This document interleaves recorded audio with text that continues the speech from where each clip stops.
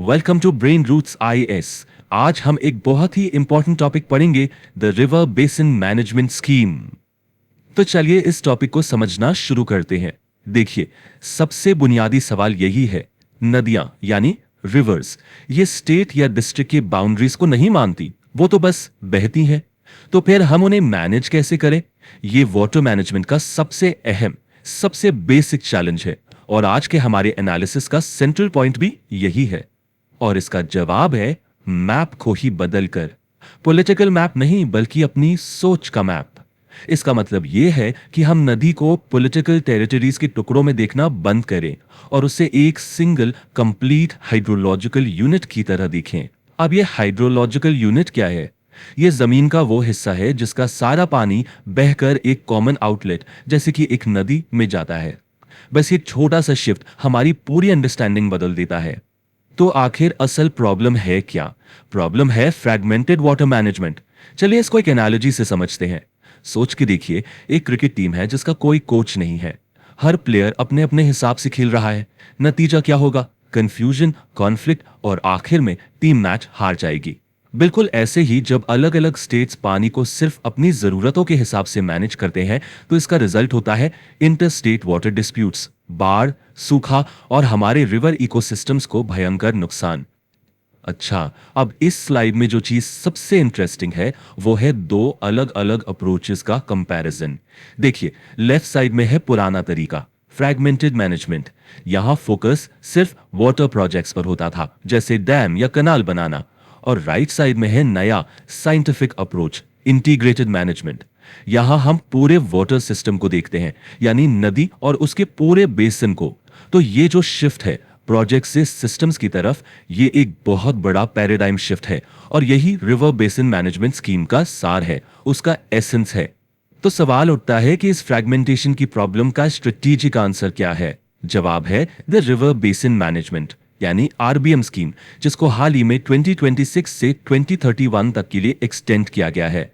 ये सिर्फ एक स्कीम का एक्सटेंशन नहीं है, समझिए, ये पानी के गवर्नेंस को देखने के हमारे तरीके में एक फंडामेंटल बदलाव है। इस स्कीम का जो कोर प्रिंसिपल है वो है इंटीग्रेटेड वाटर रिसोर्स मैनेजमेंट यानी IWRM। और ये टर्म यूपीएससी एग्जाम के लिए बहुत ही इंपॉर्टेंट है। सिंपल इंग्लिश में इसका मतलब है पानी, जमीन और उनसे जुड़े सारे रिसोर्सेज को एक कोऑर्डिनेटेड तरीके से मैनेज करना। गोल क्या है? इकोनॉमिक और सोशल वेलफेयर को मैक्सिमाइज करना, लेकिन इस तरह से कि हमारे इकोसिस्टम्स की सस्टेनेबिलिटी पर कोई आंच ना आए। यही बैलेंस IWRM का कोर आइडिया है। तो फिर इस स्कीम की ऑब्जेक्टिव्स क्या क्या हैं? पहला, सस्टेनेबल यूज यानी पानी को इस तरह इस्तेमाल करना कि वो नेचुरली रिप्लेनिश हो सके। दूसरा, लॉन्ग टर्म मास्टर प्लानिंग, छोटे मोटे प्रोजेक्ट्स की जगह अगले 50 साल के लिए प्लान करना। तीसरा, मल्टीपर्पज डेवलपमेंट, मतलब इरिगेशन, हाइड्रो पावर और ड्रिंकिंग वाटर सबकी प्लानिंग एक साथ करना। और चौथा, और ये बहुत जरूरी है, एंश्योरिंग इकोलॉजिकल फ्लो। इसका मतलब है कि नदी में पानी का एक मिनिमम फ्लो बनाए रखना ताकि उसका इकोसिस्टम, उसके जीव जंतु और उस पर निर्भर लोगों की लाइवलीहुड जिंदा रह सके। अच्छा, अब ये सब जमीन पर काम कैसे करता है? इस पूरी स्कीम को इंप्लीमेंट करने के लिए 3 मेन ऑर्गेनाइजेशंस हैं। पहला है ब्रह्मपुत्र बोर्ड, जिसका फोकस नॉर्थ ईस्टर्न रीजन में फ्लड और इरोजन कंट्रोल पर है।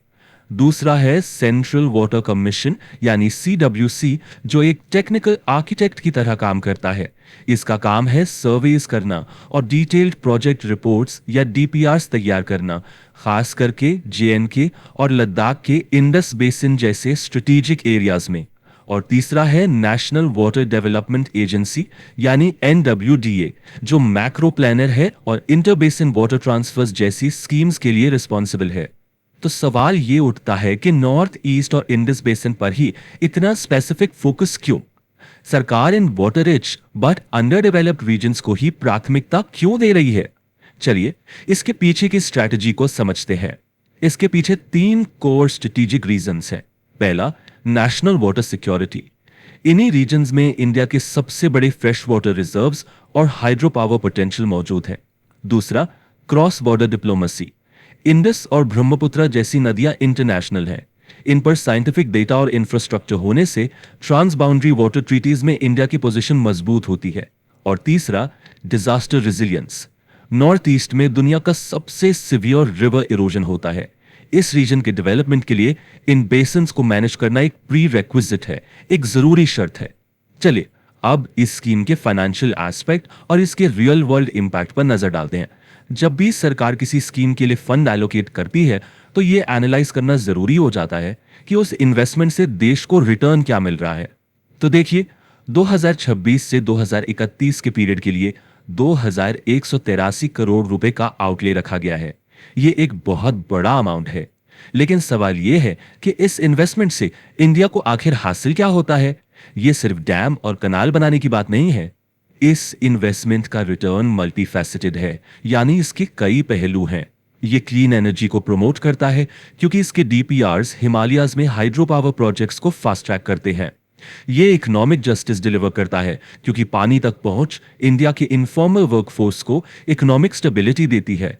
ये इकोलॉजिकल स्टेबिलिटी लाता है क्योंकि ई फ्लोज यानी इकोलॉजिकल फ्लोज गंगा डॉल्फिन जैसी बायोडाइवर्सिटी को बचाने में मदद करते हैं।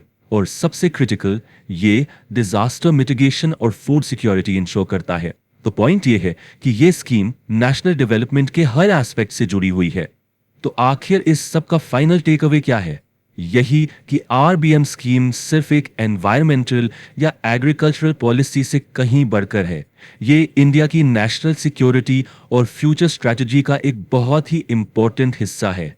और ये हमें एक आखिरी लेकिन बहुत पावरफुल स्टेटमेंट पर लाता है जो इस पूरी डिस्कशन को समराइज करता है।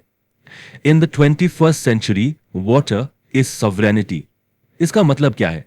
इसका मतलब यह है कि अपने वाटर रिसोर्सेज को मैनेज करना अपने देश की फूड सिक्योरिटी, अपने बॉर्डर्स और अपने भविष्य यानी फ्यूचर को सिक्योर करने के बराबर है। आरबीएम स्कीम के जरिए इंडिया बिल्कुल यही कर रहा है, अपने बॉर्डर्स, अपने फूड और अपने फ्यूचर को सिक्योर कर रहा है। ये एक साइंटिफिक, दूरदृष्टि वाला और स्ट्रैटेजिक कदम है। इसी के साथ आज का हमारा एनालिसिस यहाँ खत्म होता है। If you found this lecture helpful, like, share and subscribe to the channel.